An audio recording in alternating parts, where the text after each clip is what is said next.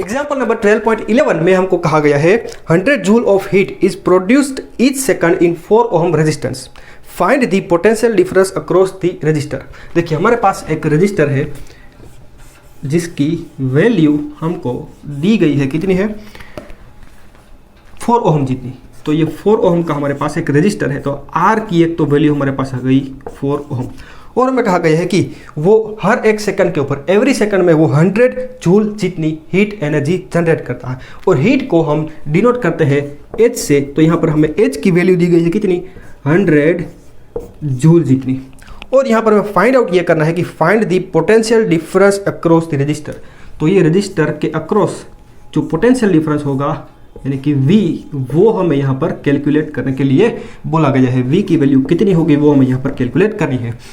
तो हमारे पास यहाँ पर कितने डेटा है, एक तो हीट है, एक रेजिस्टेंस है, और आपको कहा गया है कि heat is produced each second, यानी कि हर एक सेकंड में इतनी हीट प्रोड्यूस होती है। इसलिए यहाँ पर टाइम हम लेंगे, वो लेंगे 1 सेकंड, क्योंकि हमको क्या कहा गया है कि हर एक सेकंड में इतनी एनर्जी जो रेजिस्टेंस है वो प्रोड्यूस करता है, इसलिए टाइम हम लेंगे 1 सेकंड। अब यहाँ पर हमें फाइंड आउट करना है V की वैल्यू क्या होगी। तो देखिए डायरेक्टली इसके ऊपर से तो हम V को फाइंड नहीं कर सकते, तो पहले हम क्या करते हैं, हमारे पास एक इक्वेशन है ओम्स लॉ का, V = IR। तो अगर हमें किसी तरह से I की वैल्यू मिल जाए, क्योंकि हमारे पास R की वैल्यू है, तो किसी तरह से अगर हमें I की वैल्यू मिल जाए यानी कि करंट की वैल्यू मिल जाए, तो हम पोटेंशियल डिफरेंस को फाइंड आउट कर सकते हैं। तो हमारे पास हीट के रिलेटेड एक इक्वेशन है कि हीट H = I²RT। तो इसके ऊपर से देखिए हमारे पास R की वैल्यू है, T की वैल्यू है और H की वैल्यू है, तो इसके ऊपर से हम I को फाइंड आउट कर सकते हैं। तो I को हम लिख सकते हैं कि I² = H, ये RT दोनों को मैं अगर इससे ले जाऊंगा तो ये डिवीजन में चले जाएंगे, तो ये हो जाएगा R × T। अब ये I² है, अगर हमें I फाइंड आउट करना है तो अगर ये स्क्वायर को निकालना है तो उसकी अपोजिट साइड में यानी कि इक्वल टू के अपोजिट साइड में हमें अंडर रूट में लिखना पड़ेगा सब। तो ये हो जाएगा I =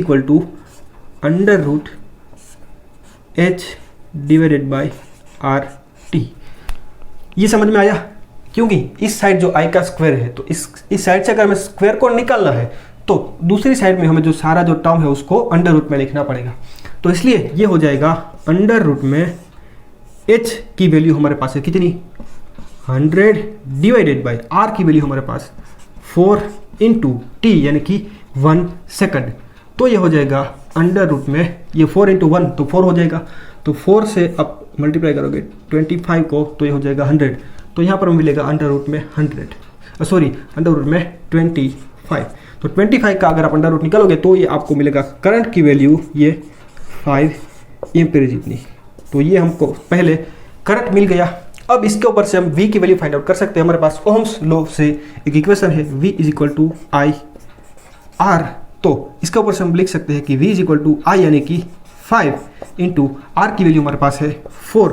तो ये हो जाएगा V = 20, और पोटेंशियल डिफरेंस का यूनिट क्या होता है, वोल्ट।